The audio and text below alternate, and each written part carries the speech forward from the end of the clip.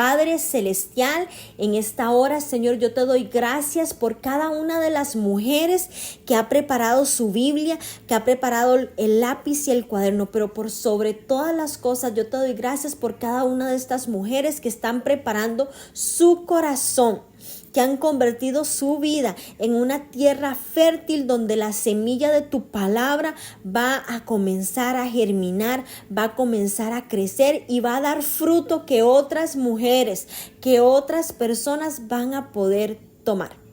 Padre, preparamos nuestro corazón, preparamos nuestra mente, nuestro espíritu para que tu palabra sea revelada a nuestra vida, para que comience a brotar, Señor, de nuestro interior ríos de agua viva.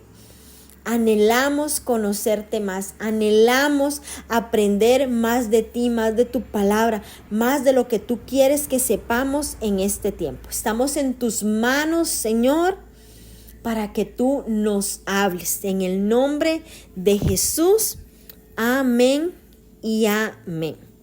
Vamos a comenzar hoy con el libro de Génesis. El libro de Génesis es un libro donde su escritor es anónimo, pero se cree que fue Moisés el que lo escribió, ya que este hombre es el que escribió el Pentateuco, que son los primeros 5 libros del Antiguo Testamento. Entonces se toma como si hubiera sido Moisés el que lo escribió. Lo que vamos a leer en el libro de Génesis son sucesos que fueron registrados que abarcan la historia de la creación hasta la muerte de José, un periodo aproximado de unos 2500 años. Aunque no puede obviamente fijarse con exactitud, la fecha de escritura de Génesis debe ubicarse durante la vida de Moisés, que fue entre el 1525 al 1405 antes de Cristo.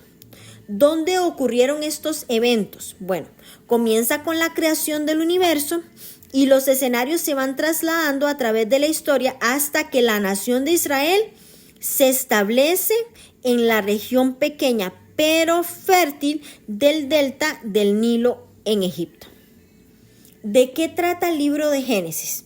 Bueno, número 1, de la creación, de Dios como creador. Lo primero que vamos a vislumbrar es a Dios en la Biblia, cómo despliega su poder como creador de los cielos y la tierra. Y también vamos a ver, número 2, a Dios como redentor sí. Porque cuando el pecado entra en el mundo, la naturaleza santa de Dios demanda el castigo por dicho pecado.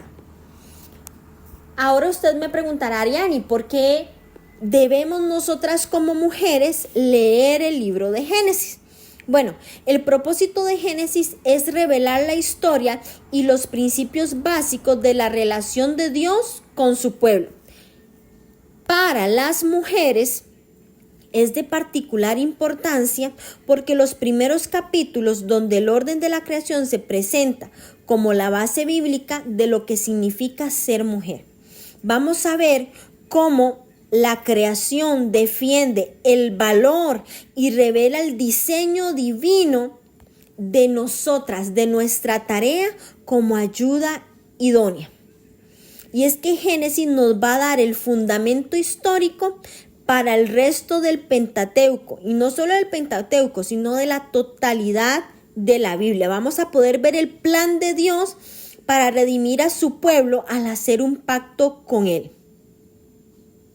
Israel como pueblo escogido de Dios y del cual saldrá el Mesías, que dice el versículo 3, la simiente de la mujer, que fue el canal para la obra redentora.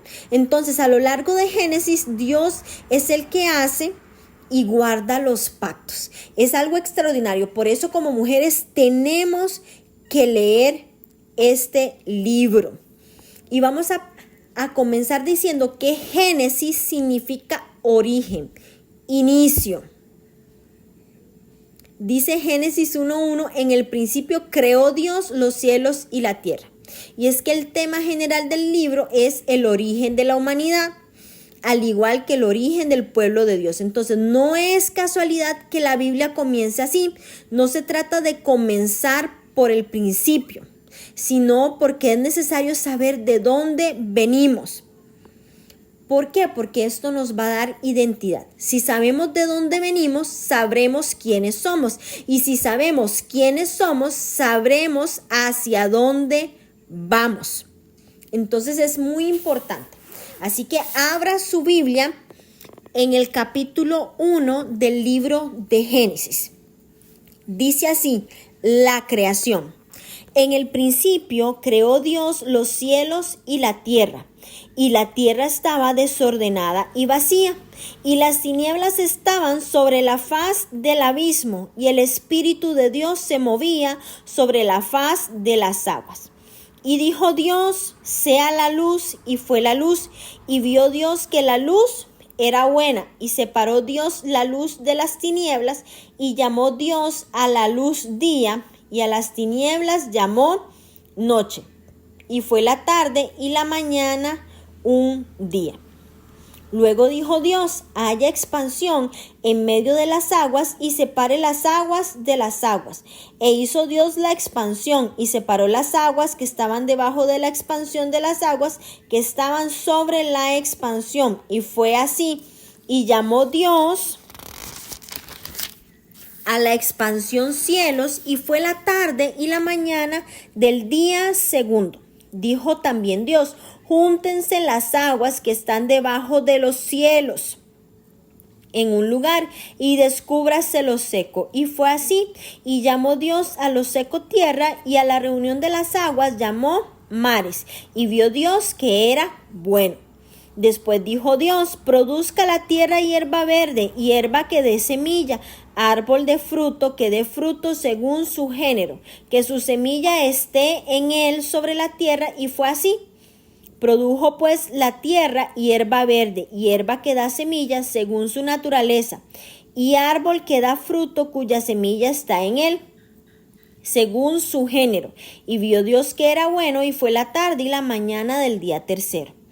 Dijo luego Dios, haya lumbreras en la expansión de los cielos para separar el día de la noche, y sirvan de señales para las estaciones, para días y años, y sean por lumbreras en la expansión de los cielos para alumbrar sobre la tierra. Y fue así. E hizo Dios las dos grandes lumbreras, la lumbrera mayor para que señorease en el día, y la lumbrera menor para que señorease en la noche. Hizo también las estrellas, y las puso Dios en la expansión de los cielos para alumbrar sobre la tierra, y para señorear en el día y en la noche, y para separar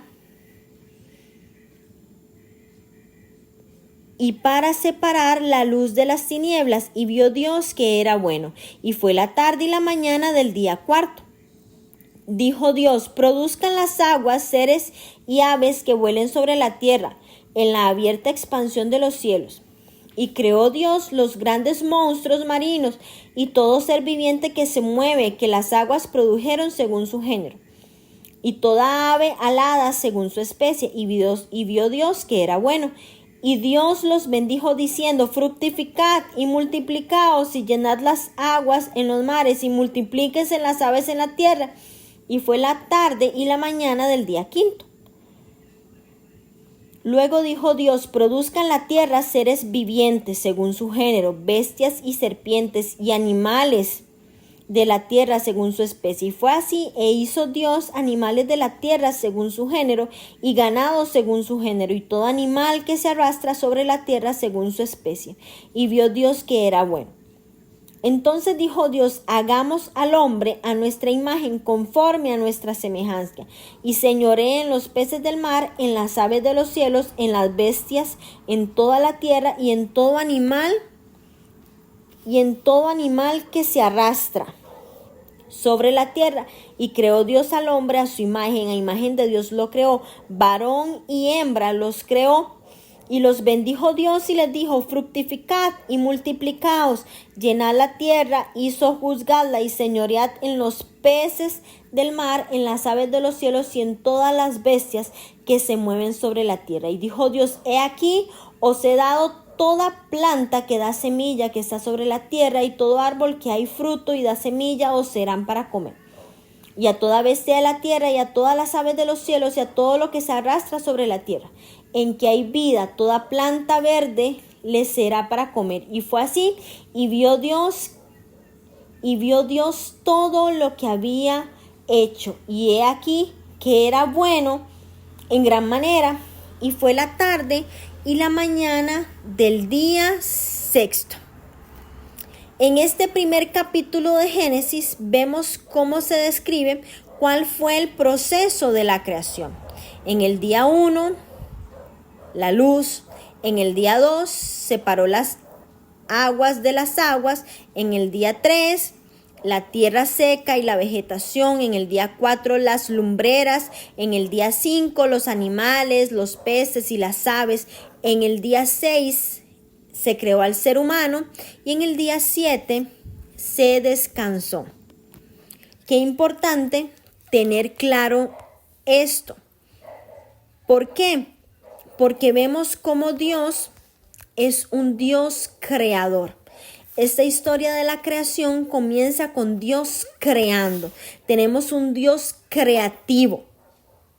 Tenemos un Dios extraordinario que no tiene límites. Vemos cómo Dios crea la luz. Lo primero que Dios hizo en la tierra fue traer luz, ya que estaba desordenada, vacía y en tinieblas.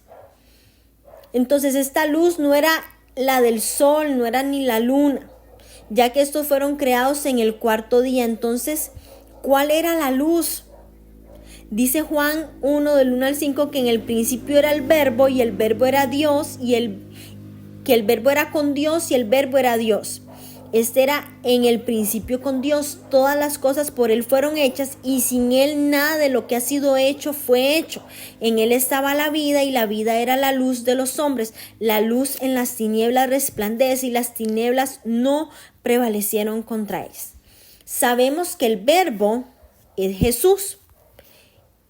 Él ha estado desde el principio y participó en la creación, porque Él es Dios. La vida salió de Jesús, y esa vida trae luz que brilla aún más que las lumbreras, aún más que el sol, aún más que las estrellas, aún más que la luna. Qué importante es esto, porque esta misma luz será la que va a iluminar en la nueva Jerusalén, en el mundo nuevo, como nos dice Apocalipsis 22 del 3 a 5. Entonces, la luz del primer día es la luz espiritual que da vida espiritual, que nos separa de la oscuridad, que nos separa del mal. Entonces, esa luz que vemos al principio es Jesús. La Biblia señala que desde el principio que Dios hizo las lumbreras no solo para alumbrar, sino para marcar los tiempos. Jesús marca nuestros tiempos, Jesús marca nuestras estaciones, así como se crearon estaciones naturales, primavera, verano, otoño, invierno, también marca nuestro calendario bíblico, nuestro calendario espiritual. Es Jesús el que ilumina nuestra vida. Entonces son datos importantes, son datos muy importantes. Dice el capítulo 2, fueron pues acabados los cielos y la tierra y todo el ejército de ellos, y acabó Dios en el día séptimo la obra que hizo, y reposó el día séptimo de toda la obra que hizo, y bendijo Dios al día séptimo y lo santificó, porque en el reposo de toda la obra que había hecho en la creación. Esta descripción del último día cuenta solo con las palabras del escritor. Dios no actúa ni habla. Ahí vemos cómo el escritor es el que habla. Está describiendo el día séptimo como la culminación de toda la obra creadora. Cuando Dios dice que Dios bendijo, sus palabras siguientes explican esa bendición, pero aquí no aparecen esas palabras. Entonces, el escritor está afirmando que Dios bendijo y separó aquel día que marcaba el final de su obra. Esto es muy importante. Vemos cómo Dios marca el final de lo que él había creado.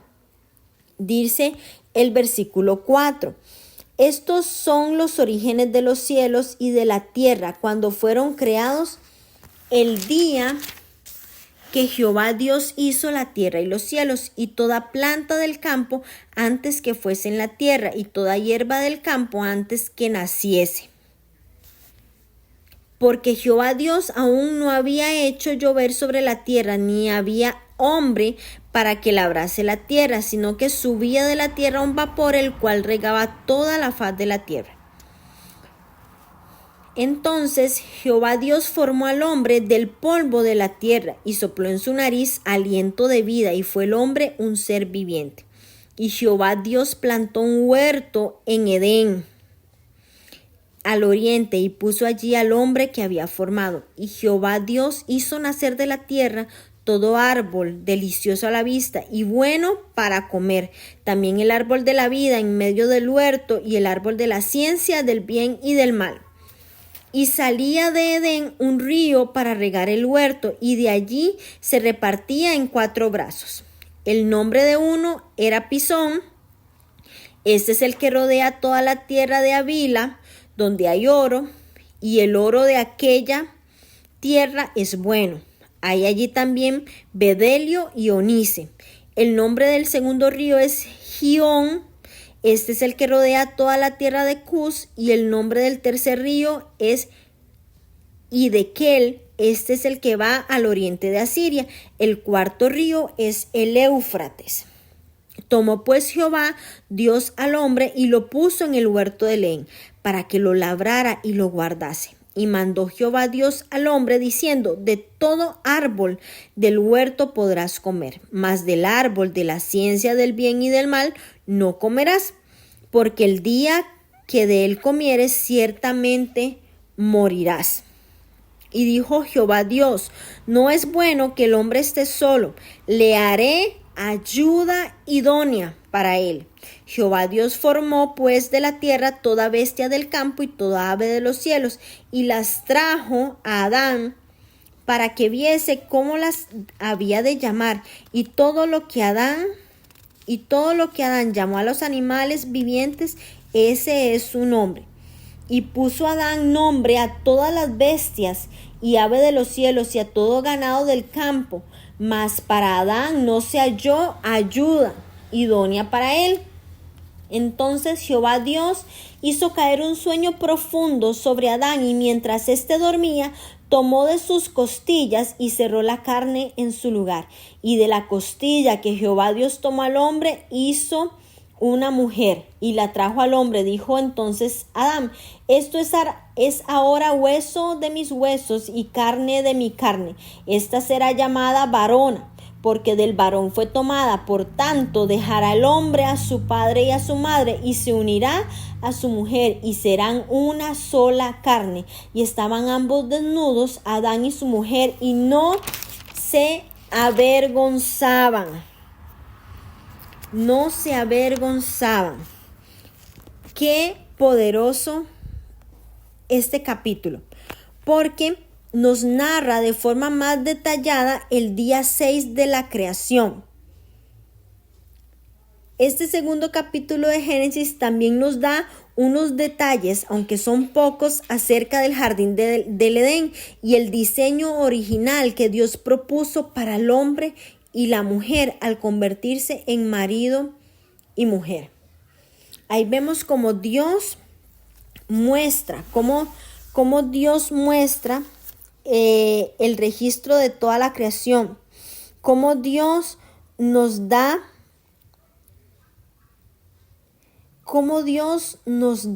al hombre y lo pone como el centro del relato.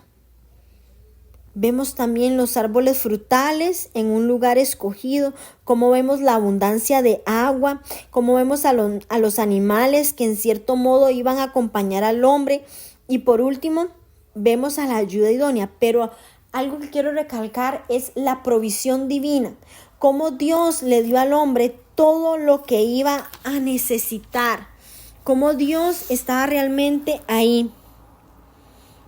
Y la frase Jehová Dios Jehová Dios. Y no es frecuente escucharla fuera de los capítulos 2 y 3. Y no la encontramos y se encuentra también en otras partes del Pentateuco. A Yahvé como creador. Entonces, ese Jehová Dios, ese es Jehová Elohim.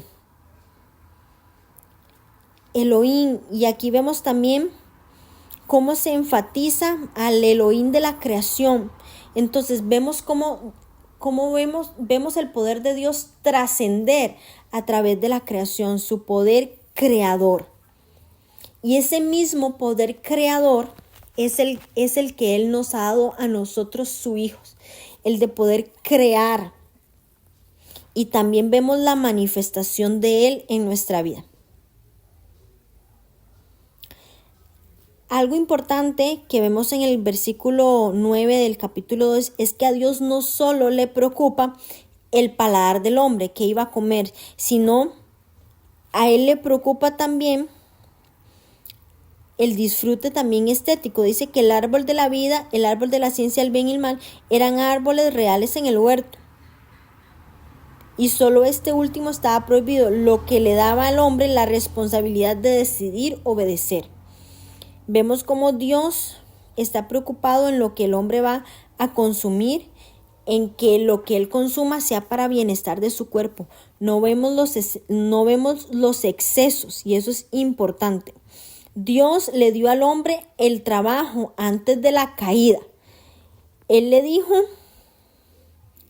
la palabra labrar, y es que a veces creemos que el labrar, el trabajar, fue un castigo para el ser humano, y no, Dios le dio el trabajo al hombre antes de la caída. Entonces, aquí vemos cómo encierra la idea de servicio y de provisión, y cómo guardar es indicativo de cuidado, de protección. El hombre estaba allí, ¿para qué? Para adorar, para obedecer a Dios y para proteger lo que Dios había creado. Entonces, al confiarle a Dios esto, le está dando un liderazgo.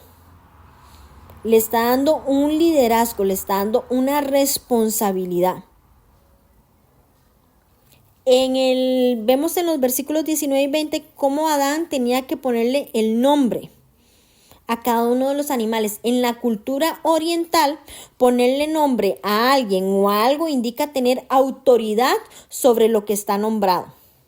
Entonces, hasta este momento, Dios había cumplido esa función, pero ahora a Adán se le estaba encomendando la tarea de ponerle nombre a los animales, sobre los cuales tendría dominio, sobre los cuales tendría autoridad. Dice en los versículos 22 y 23 que de la costilla que Jehová Dios tomó del hombre, hizo una mujer. Entonces, la mujer fue formada del hombre, lo que indica que claramente es como él, de la misma carne, de la misma sangre, el mismo valor y también a imagen de Dios. Este acto de ponerle nombre, de decirle, dice la palabra, la llamó varona. Este acto consolida ese vínculo estrecho y revela la condición de autoridad del hombre sobre la mujer, ¿verdad? Que ya, como lo decía anteriormente, Dios lo había hecho, pero ahora se lo estaba permitiendo a Adán al ponérselo a los animales y ahora también sobre la mujer. Entonces, Adán está teniendo autoridad sobre la mujer. Ella está sujeta a él y a la vez es su compañera íntima. Al fin, aquí hay alguien que como su ayudadora estará a la par del hombre. Y es que aquí es donde se crea el pacto matrimonial. Se formaliza entre un hombre y una mujer en presencia de Dios y de testigos. Dice, al dejar al padre y a la madre sin perder los lazos, las responsabilidades familiares naturales necesarias, pero formando esencialmente nueva lealtad. Entonces, al unirse el uno al otro mediante un afecto, mediante un compromiso fiel, se convierten en una sola carne. Hay una unión física, hay una intimidad más exclusiva. Por eso el marido y la mujer se convierten en uno, unidos en una relación monógama. ¿Qué quiere decir esto? Que es algo indisoluble, que es algo excluyente, que es algo más estrecha que cualquier otra cosa y culmina con la unión física de dos cuerpos. Entonces, este capítulo 2 es extraordinario, porque aquí podemos ver cómo Dios estableció funciones y roles para los hombres y las mujeres antes de la caída. Antes de la caída. Y es que el hombre y la mujer fueron creados iguales en esencia ante Dios, pero con distintos roles, con distintas funciones. Entonces, los igualitarios que creen que el hombre y la mujer son iguales en esencia y que pueden tener los mismos roles o funciones, estos hombres difieren ampliamente en la interpretación de este relato. Porque, sin embargo, así como cada miembro de la Trinidad es igual en esencia, cada uno es plenamente Dios, pero tienen una función distinta. Dios Padre, Dios Hijo y Dios Espíritu Santo. Igualmente, los hombres y las mujeres, aunque son iguales como imagen de Dios, tenemos diferentes roles asignados por Él. Entonces, estas distinciones se revelan de muchas maneras. Y yo sé que incluso algunas pueden ser confusas porque nos han enseñado que nosotras como mujeres estamos debajo del hombre debido a la caída. Pero aquí estamos viendo cómo hay distinciones, se nos han dado roles claros antes de la caída. Entonces, el momento de su establecimiento, según haya sido antes de la caída o como resultado de ella, dividen las aguas de este debate. Pero yo quiero que quede claro que Adán fue creado primero y luego fue creada Eva. Eva fue creada como ayuda para Adán. Adán le puso el nombre a Eva. El nombre de Adán se usó en forma genérica para referirse a la raza humana. Adán recibió su autoridad de parte de Dios antes de la creación de Eva. Dios le habló a Adán primero después de la caída. Adán y Eva representan a la raza humana. La maldición distorsionó estos roles que ya habían sido dados anteriormente. El orden de la creación fue acogido y aseverado en la redención de Cristo. Entonces, que los hombres y las mujeres tengan distintas funciones no significa que los hombres son superiores y que las mujeres somos inferiores. La palabra ayuda se utiliza para definir la función de la mujer y se debe emplear para describir lo que Dios hace por su pueblo. Tanto el hombre como la mujer fueron creados a imagen de Dios y comparten la responsabilidad de ser representantes en la tierra. Esta influencia, mi amado mujer, del feminismo dentro del pensamiento cristiano ha sido trágica. ¿Por qué? Porque lleva a la mujer a pensar que para ser iguales a los hombres deben tener las mismas funciones. No hemos entendido que los distintos roles se originan en la deidad misma, en el mismo Dios. Así como las esposas están bajo la autoridad de sus esposos, Jesús también estuvo bajo la autoridad del Padre. Dios estableció funciones diferentes para los hombres y para las mujeres. Los géneros en su singularidad y sus respectivos roles lo que hacen es reflejar la verdad de Dios. Dice Filipenses 2:6 que Jesús no estimó el ser igual a Dios como cosa a que aferrarse. Y las mujeres tampoco deberíamos ir en pos de lo que perciben como igualdad a costa de rechazar el rol que ya Dios dispuso para cada una de nosotras. Es importante que aceptemos nuestro rol, nuestra función como mujeres en esta tierra.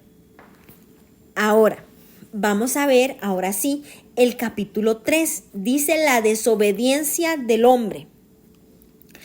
Pero la serpiente era astuta, más que todos los animales del campo que Jehová Dios había hecho, la cual dijo a la mujer: ¿con que Dios os ha dicho no comáis de todo árbol del huerto? Y la mujer respondió a la serpiente: del fruto de los árboles del huerto podemos comer, pero del fruto del árbol que está en medio del huerto, dijo Dios, no comeréis de él ni le tocaréis para que no muráis. Entonces la serpiente dijo a la mujer: no moriréis, sino que sabe Dios que el día que comáis de él serán abiertos vuestros ojos y seréis como Dios, sabiendo el bien y el mal. Y vio la mujer que el árbol era bueno para comer y que era agradable a los ojos y árbol codiciable para alcanzar la sabiduría, y tomó de su fruto y comió. Y dio también a su marido, el cual comió así como ella. Entonces fueron abiertos los ojos de ambos y conocieron que estaban desnudos. Entonces cosieron hojas de higuera e hicieron delantales. Y oyeron la voz de Jehová Dios que se paseaba en el huerto al aire del día, y el hombre y su mujer se escondieron de la presencia de Jehová Dios entre los árboles del huerto. Mas Jehová Dios llamó al hombre y le dijo: ¿dónde estás tú? Y respondió: oí tu voz en el huerto y tuve miedo, porque estaba desnudo y me escondí. Y Dios le dijo: ¿quién te enseñó que estabas desnudo? ¿Has comido del árbol que yo mandé que no comieses? Y el hombre respondió: la mujer que me diste por compañera me dio del árbol y yo comí. Entonces Jehová Dios dijo a la mujer: ¿qué es lo que has hecho? Y dijo la mujer: la serpiente me engañó y comí. Y Jehová Dios dijo a la serpiente: por cuanto esto hiciste, maldita serás entre todas las bestias, entre todos los animales del campo, sobre tu pecho andarás y polvo comerás todos los días de tu vida. Y pondré enemistad entre ti y la mujer, entre tu simiente y la simiente suya. Esta te herirá en la cabeza y tú le herirás en el calcañar. A la mujer dijo: multiplicaré en gran manera los dolores en tus preñeces. Con dolor darás a luz hijos, y tu deseo será para tu marido, y él se enseñoreará de ti. Y al hombre le dijo: por cuanto obedeciste a la voz de tu mujer y comiste del árbol que te mandé diciendo: no comerás de él, maldita será la tierra por tu causa. Con dolor comerás de ella todos los días de tu vida. Espinos y cardos te producirá. Y comerás del campo con el sudor de tu rostro, y comerás el pan hasta que vuelvas a la tierra, porque de ella fuiste tomado. Pues polvo eres y al polvo volverás. Y llamó Adán llamó Adán el nombre de su mujer Eva, por cuanto ella era madre de todos los vivientes. Y Jehová Dios hizo al hombre y a su mujer túnicas de pieles y los vistió. Y dijo Dios: he aquí el hombre es como uno de nosotros, sabiendo el bien y el mal. Ahora pues que no alargue su mano, y tomó también del árbol de la vida, y coma y viva para siempre. Y lo sacó Jehová del huerto de Edén para que labrase la tierra de que fue tomado. Echó pues fuera al hombre y puso al oriente del huerto de Edén querubines y una espada encendida que se revolvía por todos lados para guardar el camino del árbol de la vida. Bueno, aquí vemos cómo Eva es nombrada así, la primera mujer, la madre de todos los seres humanos. Eva fue la primer mujer creada por Dios a su imagen, la esposa de Adán, y la que se convertiría en madre de Caín y Abel. Eva fue la primera mujer que vivió con su esposo en el huerto del Edén. Fue engañada por la mentira de Satanás y desobedeció a Dios. Ella y su marido fueron expulsados del huerto del Edén. Y vamos a ver cómo en el capítulo 4 ella expresa esperanza para el futuro con el nacimiento de su hijo. ¿Qué lecciones podemos aprender de Eva? Eva pecó contra Dios y tuvo que sufrir las consecuencias dolorosas del pecado. Otra lección es que asumió de inmediato la responsabilidad por el pecado. Y número 3, que aprendemos de ella, es que experimentó la gracia de Dios. Este capítulo 3 es un capítulo que se abre para presentarnos a la serpiente, quien es descrita como un animal astuto. Buscando el texto original, la palabra astuto era algunas veces utilizada para denotar la belleza de algo. Y esto es importante entenderlo, porque dado el hecho que mucha gente erróneamente piensa que la serpiente es esa culebra que se retuerce y que se desliza como la conocemos hoy. Pero previo a la caída de la serpiente, por los caminos de engaño de Satanás, permitiendo a él ser usado por Satanás, ella, la serpiente, tenía miembros usados para moverse. Entonces, vemos que parte del castigo de la serpiente por asociarse con Satanás para engañar a Eva era ser degradada a la posición de arrastrarse sobre su vientre. Entonces, el hecho de que Dios hizo a la serpiente el más maldito, el animal más odiado, es aún más evidente que la personalidad y la posición en el reino animal de la serpiente era justamente el opuesto al castigo declarado por Dios. Entonces, inmediatamente después vemos a Eva ya entrar en escena. Eva es también engañada cuando Satanás habla a través de la serpiente. Y es que Dios le dijo a Adán no comer del árbol antes de que Eva fuese creada. Recordemos Génesis 2 del 15 al 17. Entonces, no es excusa el pecado de Eva, porque la declaración de Satanás de que Dios mintió es una implicación justificable de que ella se le había dicho no comer, que a ella no se le había dicho no comer del fruto del árbol, pero el árbol del conocimiento del bien y del mal no era algún árbol místico, no era algún árbol mágico que producía muerte instantánea cuando el fruto era comido. Cuando Dios le dijo a Adán que moriría si comía del fruto del árbol, él le estaba diciendo a Adán que al poseer ese conocimiento del bien versus el mal, le traería una responsabilidad moral y la elección para pecar en el mundo. Y eso daría como resultado la muerte espiritual, así como también una muerte física y un juicio a futuro. Entonces, como ya les he expuesto, Eva fue engañada por Satanás, pero Adán voluntariamente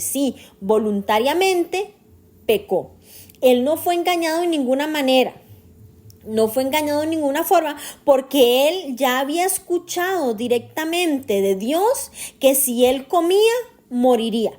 Eva lo escuchó a través de la serpiente y comió y dio a Adán, quien también comió de pero tan pronto como lo hicieron, ¿qué sucedió? Sus ojos fueron abiertos y dio a conocer que ellos ahora tenían una responsabilidad moral y tenían que escoger entre lo correcto y lo incorrecto. Entonces, ya no eran más puros, ya no eran más buenos, ya no eran más rectos. Entonces, finalmente aquí es donde llegamos a esa pregunta, ¿verdad? ¿Por qué sucedió lo que sucedió? Al final entendemos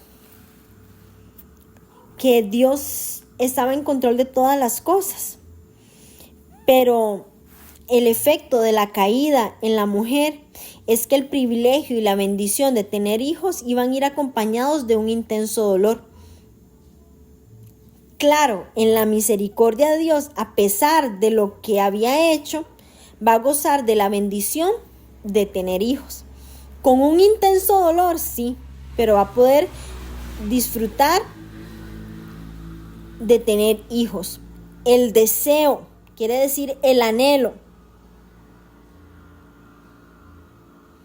Ese deseo, ese anhelo que se ve solo 2 veces en el Antiguo Testamento, que es Génesis 4:7, donde el pecado anhela dominar a Caín, y en Cantares 7:10, que lo vemos como contentamiento, de la mujer ese deseo va a ser para el marido. Pero el rol del hombre como líder, como siervo de la mujer, es donde se puede distorsionar y puede manifestarse de una forma tirana, donde más bien va a pisar a la mujer, que es lo que hemos visto, que es lo que no podemos permitir. Pero mientras se pronunciaba la maldición de Dios sobre la serpiente, ¿verdad? Que vimos, ahora Dios también pronuncia la maldición sobre Eva. Adán y Eva ya no podían estar desnudos delante de Dios porque su desobediencia se habían vuelto vulnerables, ya se habían vuelto inapropiados, ya sentían vergüenza. La ropa siempre les iba a recordar la pérdida de su maravillosa relación con Dios.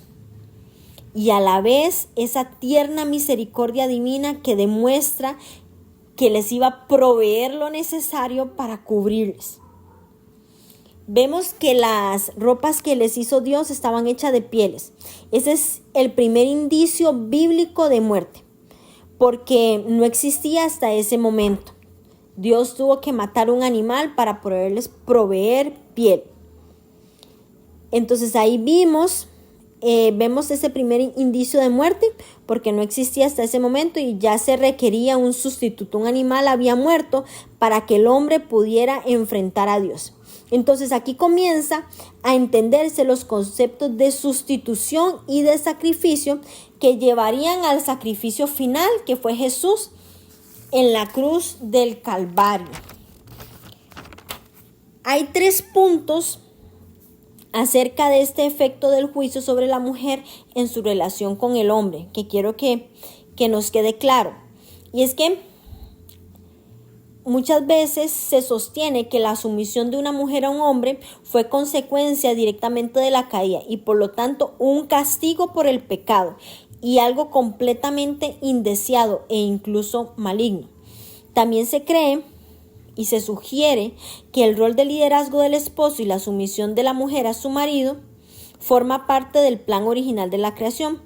No son una maldición, sino una bendición diseñada para confortar a la mujer en su función de madre.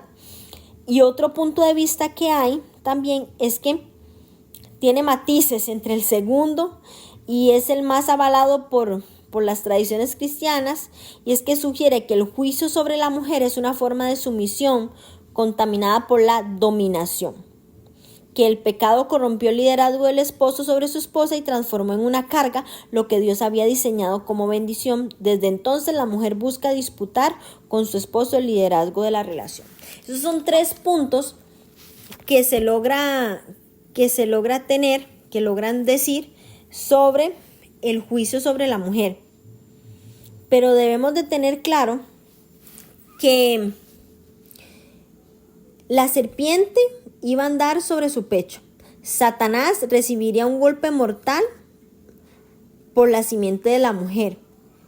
Que el hombre le costaría lograr que la tierra diera frutos, es decir, su trabajo iba a ser difícil, y que la mujer iba a experimentar dolor al dar a luz, y que el plan de Dios para el liderazgo servicial del esposo y la sumisión bondadosa de la esposa se iba a arruinar por el egoísmo de ambos. Entonces, en otras palabras, cuando la mujer y el hombre decidieron desobedecer a Dios, por lo tanto, perdieron el derecho a vivir en el lugar perfecto que Él había preparado para ellas.